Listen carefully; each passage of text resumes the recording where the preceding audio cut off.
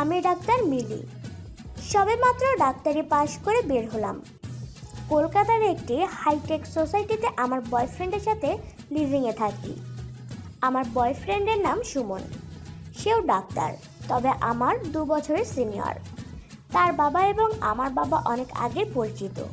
ছোটবেলা থেকে আমাদের বাসায় আসা যাওয়া হয়। ছোটবেলা থেকে আমি দাদা বলে ডাকতাম। তবে এই দাদা যে আমার জীবনে বর্তমান এমন একটি ভূমিকা পালন করবে তা হয়তো কখনো জানা ছিল না। যাই হোক বন্ধুরা, আমরা দুজনই একই হাসপাতালে চাকরি করি। আমি পড়াশোনা শেষ করে সবেমাত্র চাকরিতে জয়েন করেছি। এখনও সেভাবে ডাক্তার হয়ে ওঠা হয়নি।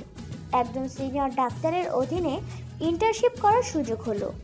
তিনি এই শহরের বিখ্যাত ডাক্তার কুমার দাস। আমার বয়ফ্রেন্ডেরও ভারী সুনাম আছে এই হাসপাতালে, আর হয়তো তার জন্য আমি একটু এক্সট্রা কেয়ার পেয়ে থাকি। বর্তমানে সে একজন সিনিয়র ডাক্তার, তাই তার অধীনে বেশ কয়েকজন ইন্টার্নশিপ করছে। তাদের মধ্যে মেয়ের সংখ্যাটাই বেশি। সারাদিনে অনেক চাপ নিয়ে কাজ করতে হয়, তারপর একসাথে বাড়ি ফেরা। বাসায় যে সব কাজ আমাদের দুজনকেই করতে হয়। অফিসে সে আমার বস হলেও বাড়িতে কিন্তু আমি তার বস। হয়তো ছোটবেলা থেকে আমার বাবা মা এবং সুমনের বাবা মা আমাদের দুজনকে একসাথে দেখতে চেয়েছিলেন। তাই যখন আমরা সুমনের বাসায় বেড়াতে যেতাম, তখন তারা আমাকেও সুমনকে আলাদা রুমে পাঠিয়ে দিত খেলা করার জন্য। সুমন আমার থেকে একটু বড় হওয়ায় সে বয়সে তার একটু আধটু বুঝ চলে এসেছিল। তাই সে আমার শরীরের বিভিন্ন অংশে খেলার ছলে হাত বোলাতো। আমি তখন তেমন কিছু বুঝতাম না, বরং আমার ভালোই লাগতো। একদিন তো সে আমার ঠোঁটে কিস করে বসে। আমি একটু অবাক হয়ে যাই। আমি সুমনকে বলি, সুমন দা, তুমি কি করলে এটা? সে বলল, কেন রে, কি করেছি? এই যে তুমি আমার ঠোঁটে ঠোঁট মিশালে। কেন, তুই মজা পাসনি বুঝি? না সুমন দা, এটা কিন্তু ঠিক না। আমি দেখছি বাবা রাতের বেলা মার সাথে এমন করে। সুমন দা অতি আগ্রহের সাথে জানতে চাইলো, বল বল কি করে? আমি বললাম, কেন, তোমাকে তা বলবো কেন? তুমি আমাকে চকলেট দিছো কখনো? সুমনদা বলল, দাঁড়া আমি আসছি। এই বলে সে এক গাদা চকলেট নিয়ে আসলো আমার জন্য। আমি চকলেট দেখে বিরাট খুশি, আর চকলেটের লোভে পড়ে সব সুমনদাকে বলে দিলাম। যাই হোক, সুমনের সাথে বর্তমানে আমার দিনকাল খুব ভালোই যাচ্ছিল। ছোটবেলায় খেলার ছলে আমরা যা যা করতাম এখন তা সত্যি সত্যি করে থাকি। ভাবতেও কেমন জানি লাগে। একদিন তো অফিস থেকে ফিরে এসে আমাকে জড়িয়ে ধরলো। আমি মজা করে বললাম, এই সুমনদা, কি করছো? সেও মজা করে বলে, কেন, তোমার বাবা মা যা করতো তাই করি, চলো। দুজনেই একে অপরকে জড়িয়ে ধরে হাসাহাসি করছিলাম। তারপর আমি বললাম, যাও ফ্রেশ হয়ে আসো, তারপর সব দিব। তবুও সে বাহানা করতে লাগলো। আমি বললাম, না, এখন কিচ্ছু হবে না, সব রাতে। সে মন খারাপের ভান করে চলে গেল ফ্রেশ হতে। এর ভিতরে আমিও রাতের খাবার তৈরি করে খেতে দিলাম।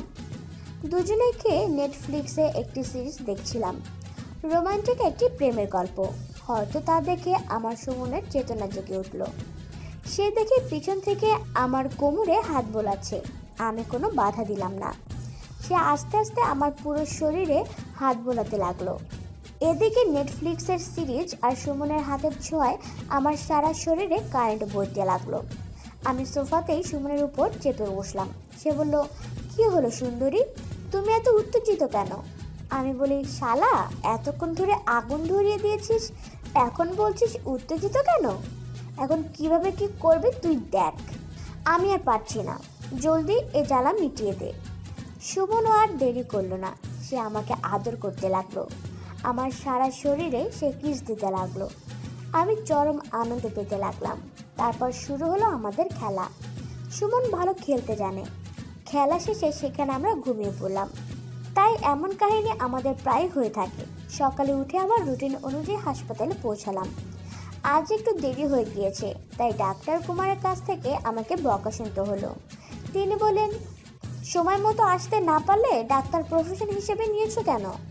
এখন তুমি শিক্ষানবিশ, আশা করি ভবিষ্যতে এমন ভুল হবে না। আমি আর সুমন যে লিভিং করি তা হাসপাতালের সকলেই জানতো।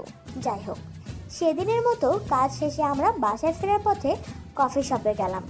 সুমনের হাত ধরে বললাম যে, সুমন, তুমি আমাকে কখনো কষ্ট দেবে না তো? সে কিছুটা অন্যমনস্ক হয়ে গেল। তারপর আমি এই প্রশ্ন আবার জিজ্ঞাসা করাতে আমাকে বলল, না সোনা, তোমাকে কেন কষ্ট দেব? তাছাড়া আমাদের সম্পর্কটা অনেক পুরনো, তাই না? আমার তার কথায় কেমন যেন সন্দেহ মনে হলো। আমি তাকে বললাম, সুমন, সব ঠিক আছে তো? সে বলল, হ্যাঁ সোনা, কেন ঠিক থাকবে না? তুমি যখন আমার লাইফে আছো, সব তো ঠিক থাকবে, তাই না? আমি বললাম, তাহলে আমরা বিয়ে করব কবে? বাসায় আমাদের বিয়ের কথা বলো। সে বলল, কেন সোনা, এত তাড়াতাড়ি কেন? তাছাড়া আমরা তো একসাথেই আছি। আমি তোমার চাহিদা এবং তুমি আমার চাহিদা মেটাচ্ছ, এটাই কি অনেক কিছু না? আমি একটু অবাক হয়ে বললাম, সুমন, তুমি যা বলছো সব কিছু বুঝে শুনেই বলছো?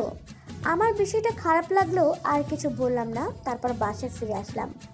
সেদিন থেকে আমাদের শারীরিক সম্পর্কে একটু ব্যাঘাত ঘটলো, কারণ আমরা একটু সমস্যার ভিতর দিয়ে যাচ্ছিলাম। সে আমার কাছে আসতে চাইলেও আমি তাকে বাধা দিতাম। তারপর থেকে আমাদের কিছু না কিছু সমস্যা লেগেই থাকতো। বন্ধুরা, কি করব বলো? এতদিন একসাথে থাকার পরও সে আমাকে এখন বিয়ে করতে চাচ্ছে না। তাছাড়া আমাদের ফ্যামিলি থেকে সব কিছু ঠিকঠাক আছে। আর এমন অবস্থায় সুমনের এই কথা বলা কখনো আমি মেনে নিতে পারছি না। তোমরাই বলো বন্ধুরা, তোমরা যদি এমন পরিস্থিতিতে পড়ো তাহলে তোমরা কি করতে? তারপর আমি অনেক চেষ্টা করেছি তার সাথে রাতের বেলা খেলার করার জন্য, কিন্তু তার হয়ে ওঠেনি। যাই হোক, আমরা এখন থেকে আলাদা আলাদা হাসপাতালে যেতে শুরু করলাম। ডাক্তার কুমার সাহেব আমাদের এই সম্পর্কে টানাপোড়েনের বিষয়টা টের পেয়ে গেছিল। সে একসময় জিজ্ঞেস করে বসল, মিলি, আপনার আর সুমনের ভিতর কি কোনো সমস্যা চলছে? আমার সাথে আপনার কষ্টটা শেয়ার করতে পারেন, হয়তো আপনার ভালো লাগবে। আমি কোনোভাবে তার এই প্রশ্নের জবাবটা এড়িয়ে গেলাম। মনে মনে খুব কষ্ট হচ্ছিল। মাঝে মাঝে আমি সুমনের কেবিনের দিকে উঁকি মারতাম। সে আমাকে দেখতে পারতো না, কিন্তু আমি তাকে দেখতাম। তার রুমের পাশেই একটি পরিত্যক্ত রুম আছে, আর সেখান থেকেই সুমনের রুম সুস্পষ্টভাবে দেখা যায়। আমি সেখানে একটি টেবিলের উপর দাঁড়িয়ে সুমনকে দেখতাম। কি করব বলো বন্ধুরা, তাকে যে অনেক ভালোবাসি। দূর থেকে হলেও তাকে ভালোবাসতে চাই। সেদিন বাসায় ফেরার পথে আমি সুমনকে বললাম, সুমন, আমি একা থাকতে চাই। সে বলল, একা থাকতে চাও মানে? আমি বললাম, আমি আমার জন্য আলাদা বাসা দেখেছি, আর খুব দ্রুত সেখানে শিফট করব। এই কথা শুনে সুমন একটু কষ্ট পেলেও আমাকে বাধা দিল না। আমি তার জবাব বুঝে গেলাম। আমি সুমনের বাবা মাকে বললাম আমাদের সম্পর্কটা আর এগিয়ে নিয়ে যাওয়া সম্ভব না। তারা এই কথা শুনে অনেক কষ্ট পেল। আমাকে বলল আমি যেন এই সম্পর্কটা টিকিয়ে রাখি। আমি তাদেরকে জানিয়ে দিলাম যে তাদের ছেলে আমার সাথে আর কোনো সম্পর্ক রাখতে ইচ্ছুক না। এই বলে ফোন রেখে দিলাম। আমি সুমনের সাথে শেষবারের জন্য কথা বলতে গেলাম। তার কাছে জানতে চাইলাম সে আমাকে বিয়ে করবে কিনা। সে বলল যেন আমি তাকে কিছু সময় দিই। আমি বললাম, ঠিক আছে, আমি তোমাকে সময় দিলাম। আসলে আমি সুমনকে ছাড়া থাকতে পারবো না, তাই তাকে আর একবারও চিন্তা ভাবনা করার জন্য সময় দিলাম। আর আমি নতুন বাসায় গিয়ে উঠলাম। প্রথম দেখা। শহরের এক কোণে একটি ছোট্ট ক্যাফে ছিল, যেখানে মানুষ আসত তাদের জীবনের নানা দুঃখ সুখ ভাগাভাগি করতে। তেমনি একদিন সেখানে এসে বসেছিল শিমু, এক তরুণী মেয়ে যার চোখে ছিল স্বপ্ন কিন্তু মন ছিল বিষণ্ণ। তার জীবনে চলছিল এক অস্থিরতা, তার চাকরি, সম্পর্ক সবকিছুই যেন এক অস্থিরতার মধ্যে ছিল।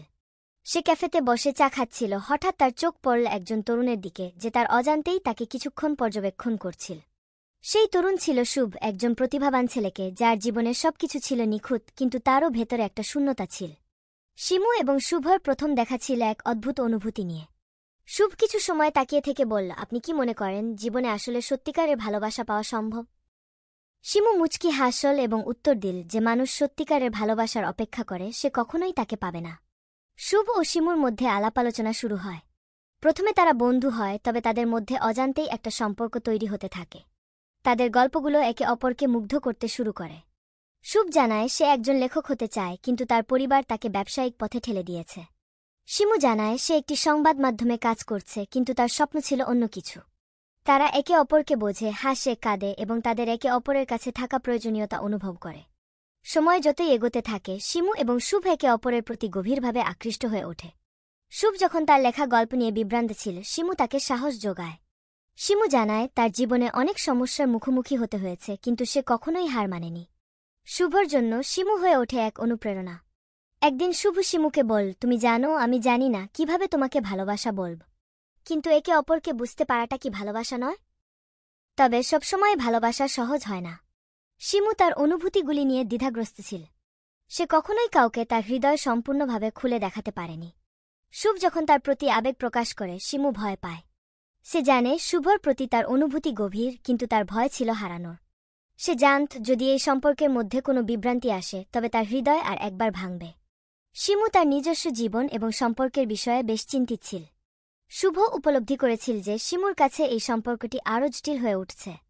একদিন শুভ শিমুকে দূরে চলে যেতে বলে, হয়তো আমরা কিছু সময় একে অপর থেকে দূরে থাকলে ভালো হবে। শিমু একটু অবাক হয়ে যায়, কিন্তু সে বুঝতে পারে যে শুভ একান্তভাবে তার জন্যই এমন বলেছে। তার মনে হতে থাকে, প্রেম যদি সত্যি হয় তবে সে দূরেও থাকবে, আর যদি না হয় তবে দূরত্বই সঠিক সিদ্ধান্ত। তাদের দূরে থাকার পর শিমু একাকী হয়ে পড়েছিল। শুভকে ছাড়া তার জীবন অনেকটা শূন্য মনে হচ্ছিল। শুভর কথাগুলো তার মনে বারবার ঘুরত। সে জানত যে সম্পর্কটি তারা তৈরি করেছে তা সহজেই শেষ হতে পারে না, কিন্তু মনের মধ্যে ভয় ছিল শুভ কি তাকে ফিরে আসবে। শুভ একই অবস্থায় ছিল। সে বুঝতে পারছিল শিমুর ছায়া তার জীবনের অংশ হয়ে গেছে এবং সে চাইছিল শিমুকে ফিরে পেতে, কিন্তু সে জানত না কিভাবে তার অনুভূতিগুলো প্রকাশ করবে। একদিন শুভ হঠাৎ শিমুকে ফোন করে। শিমু কিছুটা চমকে ওঠে। কেমন আছো? শুভ বল, শিমু, আমি তোমাকে একাধিকবার ভেবেছি। আমি জানি আমাদের সম্পর্ক কিছুটা কঠিন ছিল, কিন্তু আমি মনে করি আমাদের একে অপরকে আরও ভালোভাবে বোঝা দরকার। শিমু কিছুটা অবাক হয়ে বল, কিভাবে তোমার অনুভূতিগুলো এত সহজ হয়ে গেল?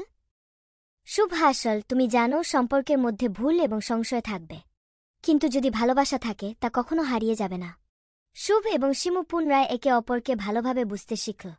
তারা একে অপরের পাশে থাকতে শুরু করল, একে অপরের দুঃখ, আনন্দ, স্বপ্ন এবং আশাগুলো ভাগ করতে লাগল। তারা একে অপরকে সমর্থন দিয়ে চল এবং সম্পর্কটা আরও মধুর হতে শুরু করল। শুভ এবং শিমু একসঙ্গে নতুন জীবন শুরু করে।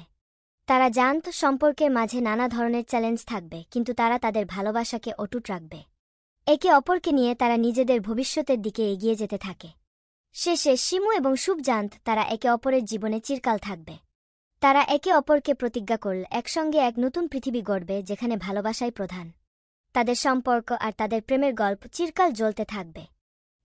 এভাবেই নতুন সূর্যের আলো গল্পটি সম্পন্ন হল। Please don't get subscribe our channel.